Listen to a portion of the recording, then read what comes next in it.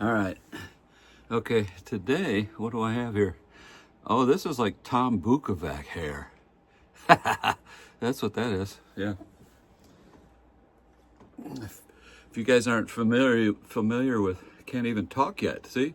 So early in the morning, I can't even talk. And I'm trying to say huge words like Bukovac.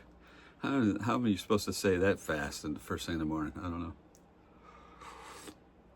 But if you're not familiar with Uncle Larry, you should check out his channel, because if you're not careful, you'll learn something. Because he does things in a kind of a seemingly haphazard way, but there's nothing haphazard about what he's doing. He can play the hell out of a guitar, and he's showing you things that if you pay attention, you might actually learn something. He's just not presenting it like, hey, let me show you how you play this or create this cool sound. Sometimes he does. Most of the time he's just playing cool stuff, and you have to try to catch it while it goes by. But used to live in Maine. Years ago, I lived in Maine. I was a Maine State Forest firefighter, if you can believe that. And I was also a crash and rescue firefighter on the Air Force Base up there, Loring Air Force Base, which I think is gone now, way up in Aroostook County in Maine. And there was this old Mainlander, this guy that lived up there was my supervisor. He was born and raised there. And he used to say, it would behoove you to do this or behoove you to do that. You know, and I'm thinking behoove, that's pretty close to behave.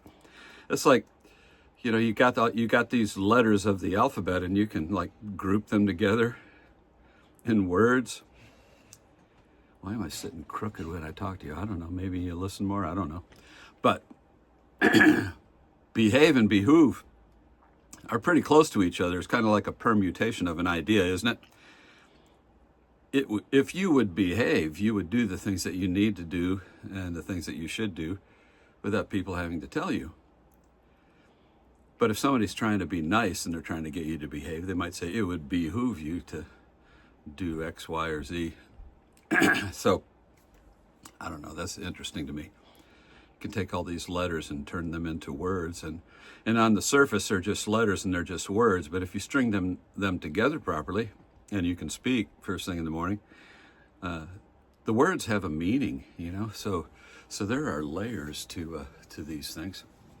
So anyway, I have students, believe it or not, that are crazy enough to come and ask me stupid questions about how to play guitar. Like I'm supposed to know, right? So sometimes one of the easiest things that you can do is dumb it down, right? If the student comes to you and you're still trying to get them to hold the guitar and figure out how to hit a string, but the first thing that they want to do is play, you know, Alien Love Secrets by Steve Vai or something like that, then it would behoove them to perhaps go back to something simpler to start. So this may not seem simple, but it's as simple as you can make it.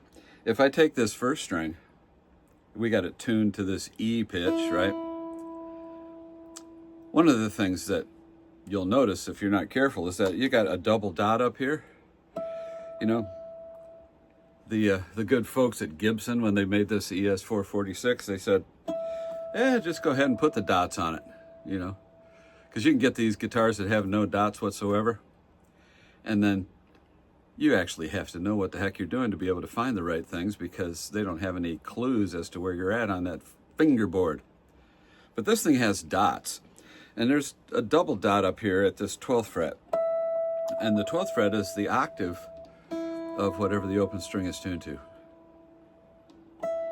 Now, at first blush, a person might say, well, yeah, that's the chromatic scale, Sonny Jim. You know, if you take the equal division of the octave into 12 parts and you counted them up. So if you counted this first open string, that's 1.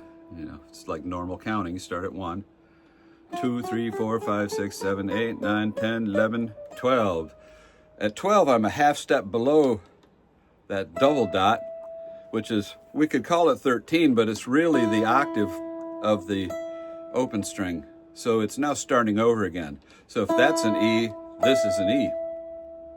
Okay, but that's not the point. You should figure that out. But if I look at this spot and that open string spot, I'll figure out that there's a monkey right here in the middle of that mess. I call it the monkey in the middle. Some people call it the tritone. You could call it a diminished fifth or an augmented fourth, right? But from this note at the 6th fret, which is B flat, I got, from the open string, I got 1 whole step, 2 whole steps, 3 whole steps, which is why people call that thing a tritone. And also above it, if I come down from that double dot octave, I come down 1 whole step, down 2 whole steps, I got 3 whole steps back to it. So I got 1, 2, 3 whole steps up to get to it, and 1, 2, 3 whole steps down to get back to it. So the monkey in the middle has got 1, 2, 3, 4, 5, 6 half steps above it, and 1, 2, 3, 4, 5, 6 half steps below it. Okay? So now if I'm keeping it simple, I'm just going to play one note at a time. Look, I could play the note that is 6 half steps above and the note that is 6 half steps below. Then I could play the note that is 5 half steps above. Oh my God, I'm tapping. Ladies and gentlemen, I inadvertently tapped. You can learn tapping all day if you just fiddle around. You know, that's all you got to do is put your finger down on the note and make it sound, right? But back to where I was, it would behoove us to stay on task. So 6, here's 5. Oh, there's 5 below. And here's 4 half steps above, and 4 half steps below, and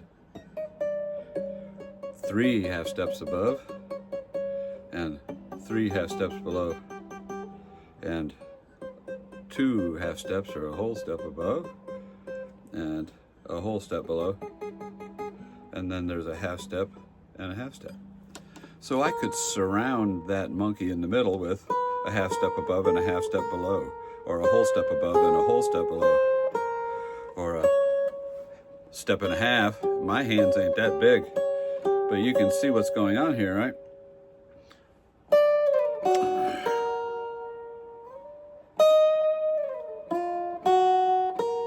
See?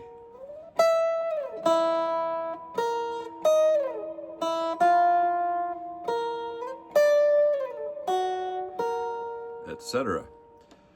So I think you should do that. And the first thing that you do when you're doing that is listen to them. If we've conveniently got a low E string that's 2 octaves below the high E string. So if I hit the low E string as a pitch and then I go, oh, the monkey in the middle, that tritone note, sounds a little dissonant. Then I could play a half step above. Oh, good. Oh, not bad. Oh, that's a little rough, right? And then go a whole step above. Oh, little weak, huh? And a whole step below. Not bad, right?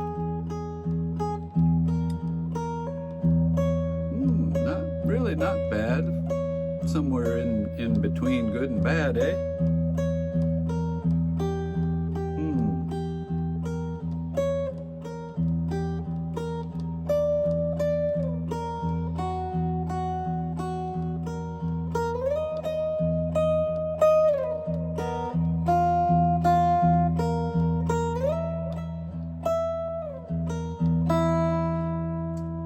And just listen to those things and get them in your ear holes.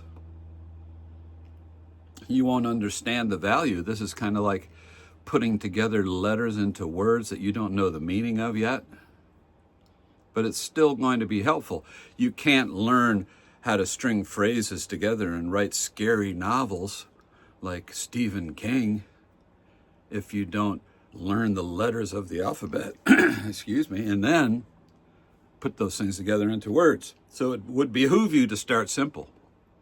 So work on that a little bit, and I'll talk to you later.